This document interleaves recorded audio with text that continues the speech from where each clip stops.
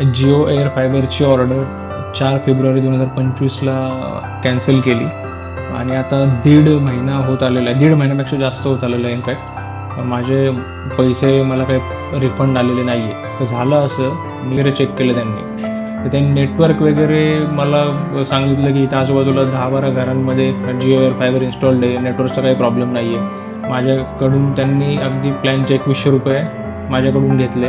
मी ते पैसे भरले. त्यांचा रिप्रेझेंटेटिव्ह मला बोलला की आज रात्री 9:30पर्यंत तुमचं इन्स्टॉलेशन होऊन जाईल. तर ते सुद्धा खोटं बोलले. 9:30 वाजता इन्स्टॉलेशनसाठी कोणी आलं नाही. 2 दिवसानंतर मला कॉल येतो त्यांच्या इन्स्टॉलेशन करणाऱ्या व्यक्तीचा आणि मला म्हणतात की कॅन्सल वगैरे केलं नाही, तुम्ही येऊन इन्स्टॉल करा. तर त्यांनी जे करायचं होतं तेच केलं.